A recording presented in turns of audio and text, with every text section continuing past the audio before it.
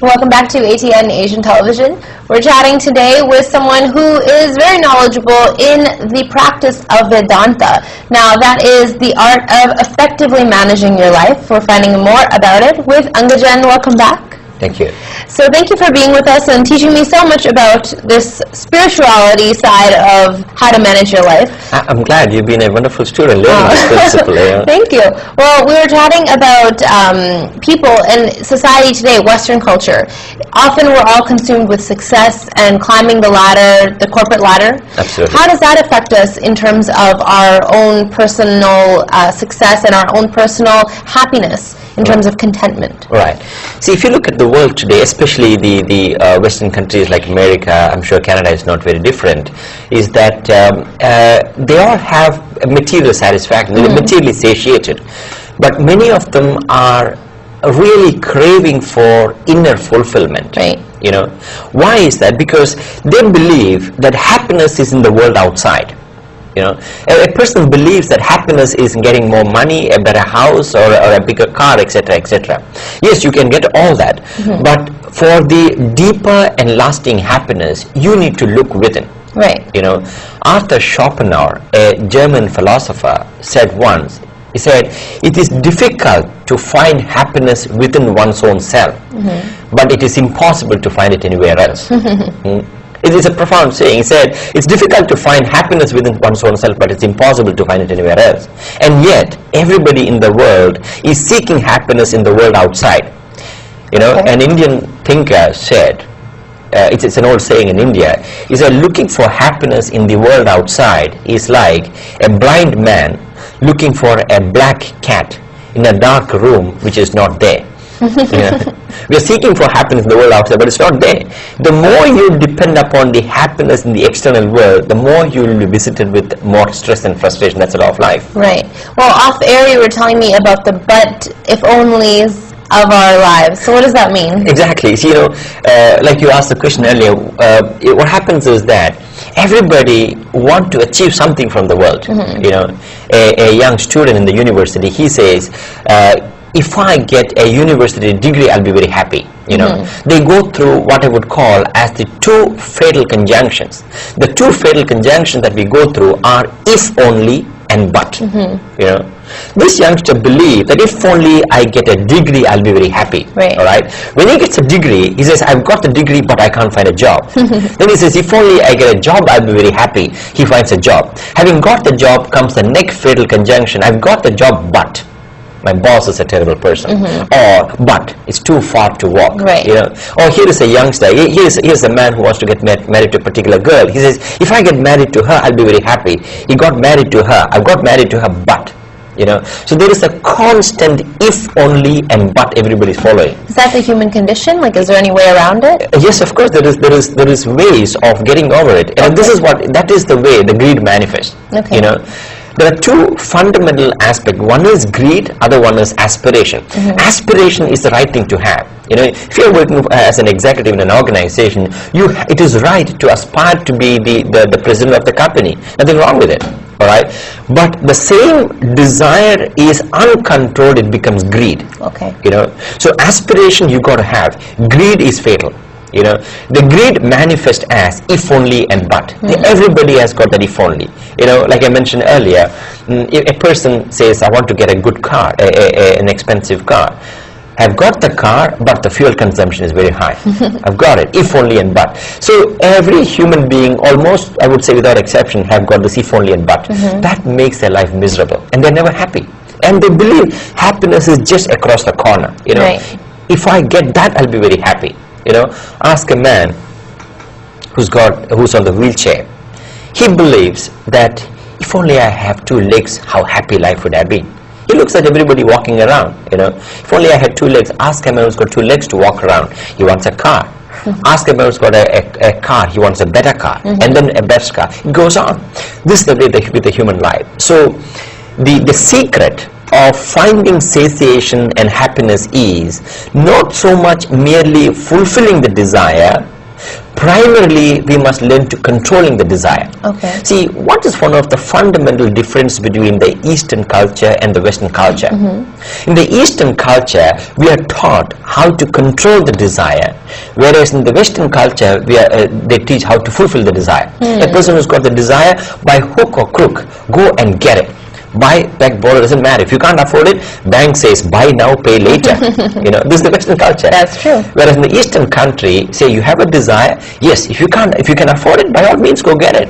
But if you can't afford it, learn to control it. Live within your means. Live within your means, and that gives you a deeper satisfaction. Yes, living within your means, which means that yes, you control the desire. Even if you can afford it.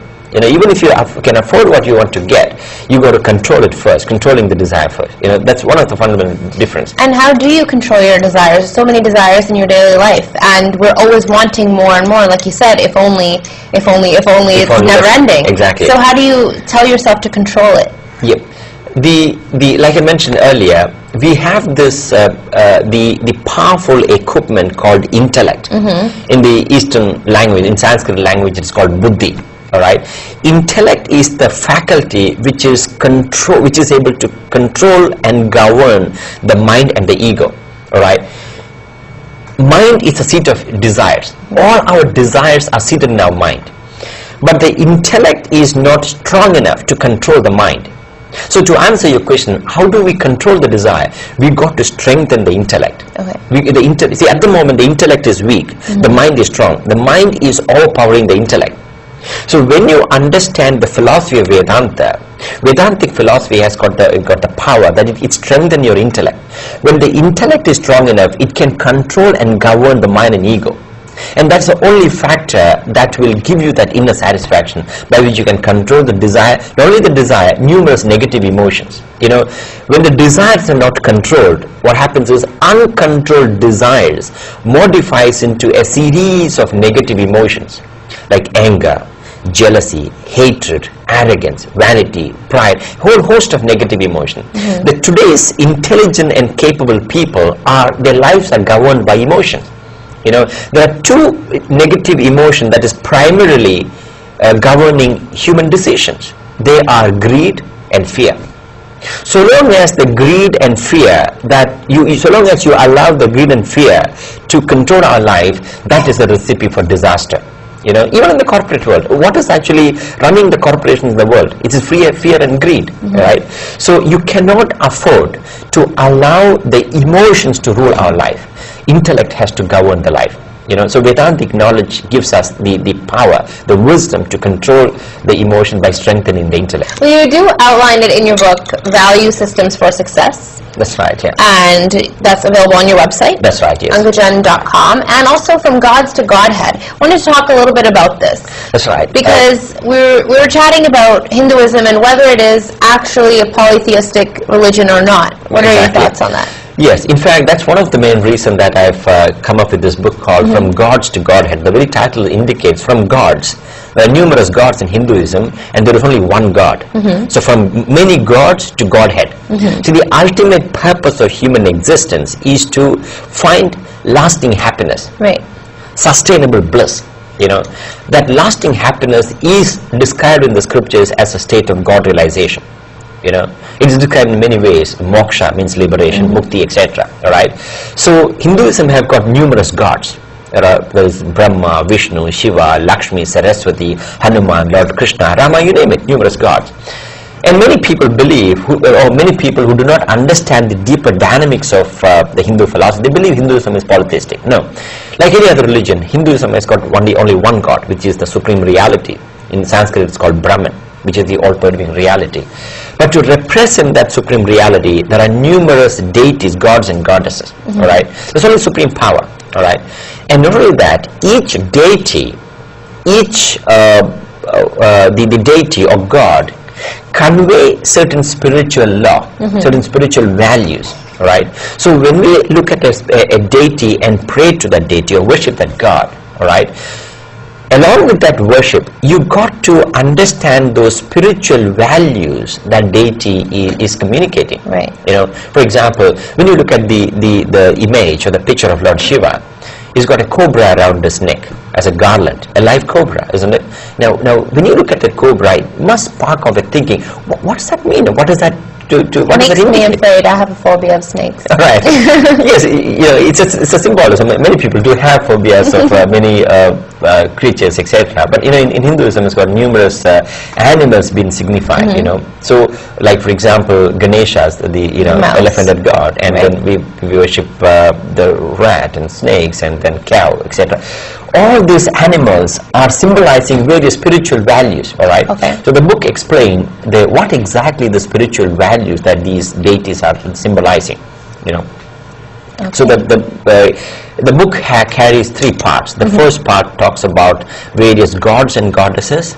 The second part talks about various rituals, and the third part of the book talks about various festivals, etc. Right. So the spiritual significance of these aspects of Hinduism. So we were chatting about Hinduism and gods, and that's all outlined in your book, From Gods to Godhead. But I remember you mentioning something about the 4 pillars of Hinduism. So what are they? What makes up our religion? That's right. The 4 pillars of Hinduism is that primarily we have the philosophy of Vedanta, which is contained in the Veda, the 4 Vedas. The end portion of the Vedas are called Upanishads. So the philosophy contained in the Upanishads is called Vedanta. So that is the philosophy is the first one, and the second aspect is the epics.